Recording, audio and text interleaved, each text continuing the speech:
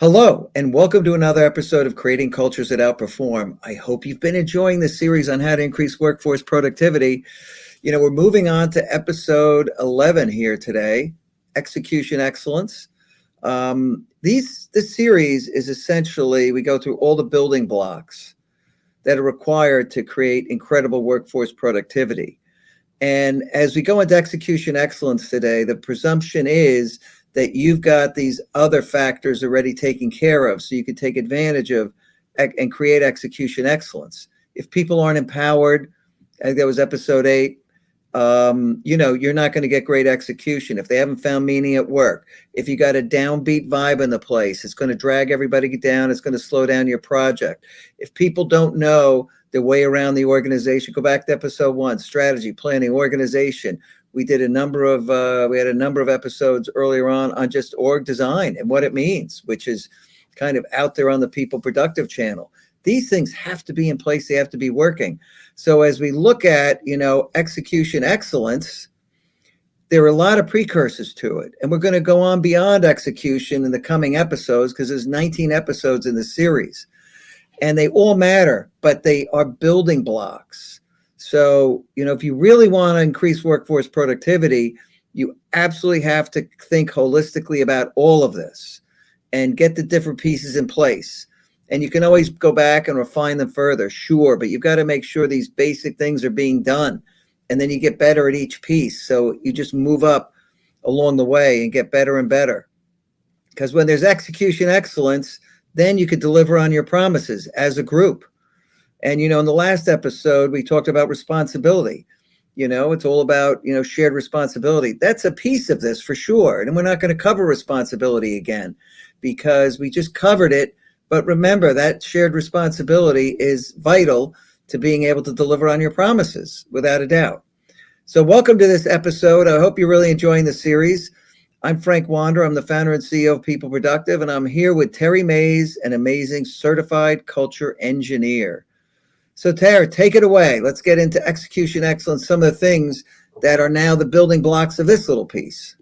Yeah, I think you hit the nail on the head when you said these are building blocks. These are absolutely blocks if you consider building an organization like building a building.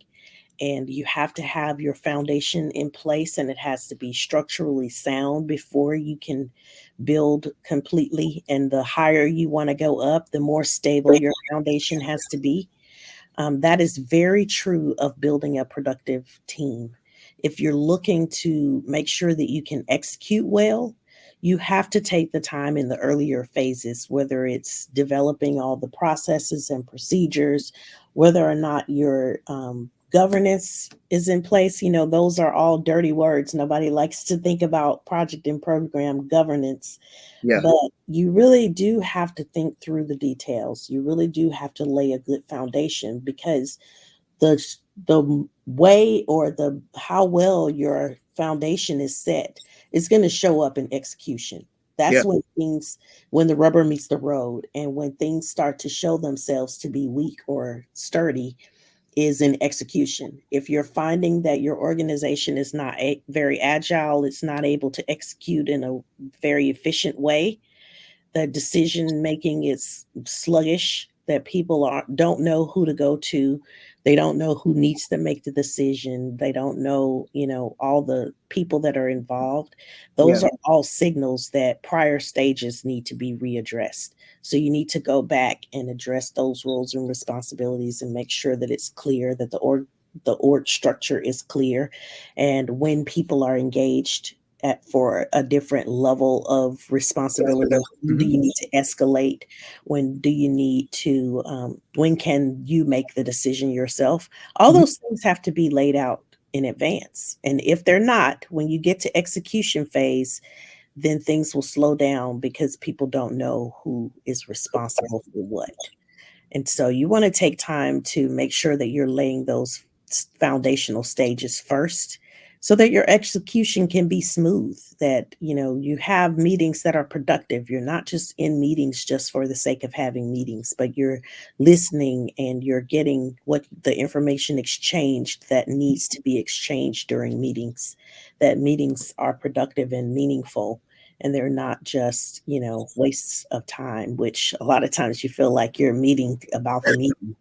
But am I in this meeting and is this meeting adding value? Is it something that we need to be doing or are we just wasting time? And if it's truly a waste of time meeting, stop doing it. Like Yeah. literally stop doing it. Stop having those meetings that are not very productive and make sure that if you're taking the time to bring a group of people together in a room that it's for a very good reason and that there's some good conversation that happens there. Yeah. And remember, AI is not the biggest opportunity. It's got the most hype. But the fact is, in most companies, 40% of the work that people do is just lost productivity. It conforms to what we see. We see 50% a lot. You're talking about, according to PWC, a $10 trillion tax on productivity. That's how much 40% of people's time being wasted across all these companies amounts to. And it's also the reason 45% of the CEOs in this global survey believe their company won't be viable in 10 years. They just can't get enough done. So you've got to master these human factors of productivity. Like Terry said, agile. Sure, you want to put an agile process in. That's going to help speed things up, and many companies are doing that. This is the blind spot. This is what people don't do. They don't get all the human factors of productivity and how they all tie together to ultimately create an organization that can outcompete, outperform, move faster, and get more done. And so, we talk about execution. A big piece of this too is all these other little things that create organizational drag on projects, like getting a decision made. How many times have we seen people waiting around for decisions, sometimes simple ones, that hold them up because they can't work on their piece? They're kind of stuck. They're going to get it, asking for a quick decision on something. Sometimes, just having the ability to get a quick yes or no on a project is huge. And there's decisions that take more time. And that decision-making process should be laid out so that everybody working on that particular thing understands how to get a decision made. There's different levels of decisions. There may be different processes defined. That's governance. That should be built into this because that's part of the execution. And so, yes, you want an agile process, but you want effective and efficient set of execution governance things built around this so that people can actually really get their work done. All this stuff ties together. You got to get the foundational pieces done, and you got to get these mechanisms on the project working really well. It's super important. It really is. This also, when you have execution done right, it eliminates all of that busy work. Yeah. It eliminates all the drag in the organization by slow decision making when people don't know how to follow the process or if there's even a process. When you have efficient execution, people understand exactly what they need to do. They Big understand time. the timelines they need to meet. They know what they need to do, when they need to do it. They know how long it's going to take them, or at least some rough estimate, so that they're able to gauge whether or not they're going to meet their deadline. And when you have smooth execution, there's without fail, you're going to have some deadlines that are missed, but you acknowledge that early because you're aware enough of what needs to be done. So you know how long it's going to take you to get things done. And once you start to see that your schedule is slipping, you can raise your hand early. You can ask for additional support. There are a lot of things that you can do when you are doing it in advance and in an efficient way versus just waiting for the train to fall off the tracks. Once you start to see that things are going off the rails, That's so raise your hand and say something early. Don't just let the train go off the tracks. So, that those are all things that efficient right. organizations are superb at. They know how to recognize when things aren't going the way that they should or the way that they want them to go, the way that they're planned, which we all know the best laid plans sometimes don't work so well. So Yeah. that's not the bad part. The best part about having agile teams is how fast you can recover. How can you move and respond to the situation that you have facing you now versus the one that you thought you would have, the Yeah. plan, right? So plan versus actual. How am I able to recover? How am I able to shift gears quick enough so that I can still meet the overall goal that I'm trying to accomplish? I may miss the timeline, right? So we may have a little bit of a delay, but can I actually deliver on the overall strategy or the overall deliverables that I was trying to meet? Yeah. So that's when you really start to show what your organization is made of, when you start seeing execution.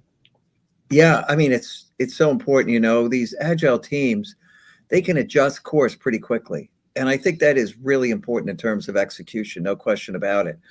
But so many things are sub-optimized when it comes to execution. You have these big groups of people coming together. They run horrible meetings. They waste incredible amounts of time at meetings.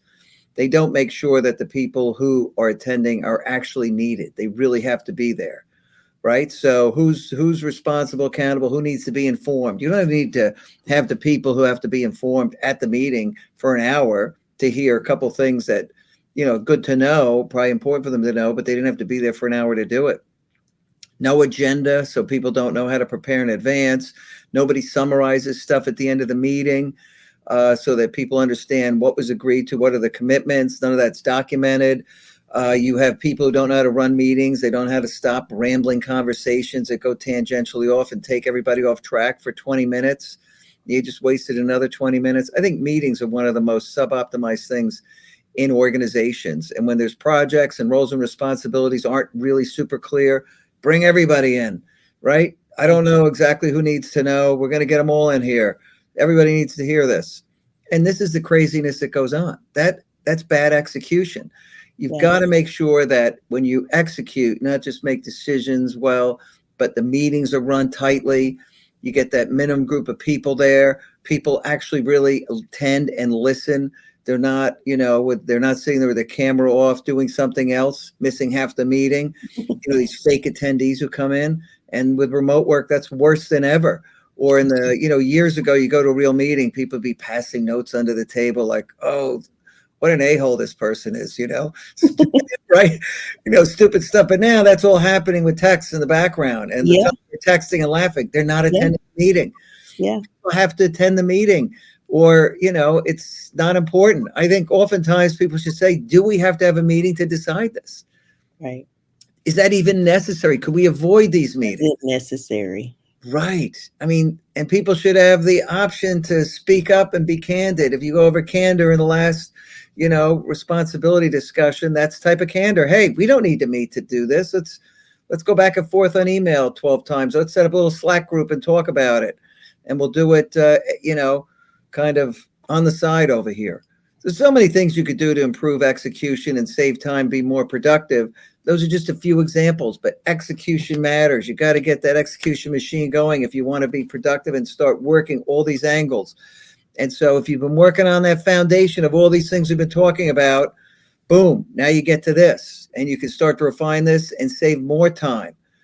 And, if you have good, strong relationships and you've been working on those, hey, that's going to be really a support system here to make execution work better, because people can get things decided more quickly when they know one another, especially when they're friends, Tara? That's right. That is exactly right. Any other thoughts on this area? I can only stress again that this execution step is really the telltale sign of how good your organization is. If you are able to execute Yeah. flawlessly and have things flow through your organization in a streamlined manner, it's only because you've taken the time to build the foundation. You've laid a great foundation for your organization, and now you're seeing it come to life. So take the time, do what you need to do in order to set the proper foundation. If you need to go back and redo some things, go back and redo it, because it's going to save you time in the long run, and it's going to make your organization Yeah. flow even smoother.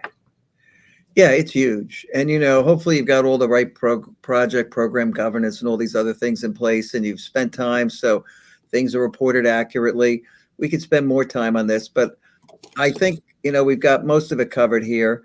We're going to move on in the next episode to talk about how do you optimize now the work environment that people are in to drive, more productivity. The work environment influences human productivity greatly.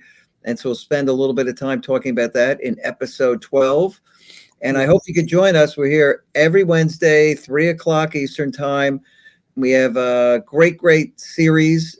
Visit our YouTube channel. I mean, there's a wealth of information out there. We've been recording these episodes for years. We have the People Unproductive series. We have a People Productive series on these different human factors. We have a series on belonging. We have a series on all the different kind of psychological and social science research and experiments that we've done. Some of them are cognitive neuroscience research experiments, how they tie to productivity. Just a wealth of information. I mean, you should really subscribe to that channel. I know we've got so much out there. We need to go in and reorganize it, almost like a spring cleaning, Tara, and Yeah. make it a little bit more approachable. There's just such a wealth of information out there. It's incredible. Yes, it's some good stuff out there that's out there free of charge for you to learn as much as you want to learn. Oh, it's huge. It's huge. I mean, all those research studies and how they tie to increasing workforce productivity, I think Yeah, it's pretty amazing. It's a PhD in kind of how the human factors drive workforce productivity. And remember, these are unseen. They're a blind spot. You know, everybody was taught to think, they weren't taught to feel.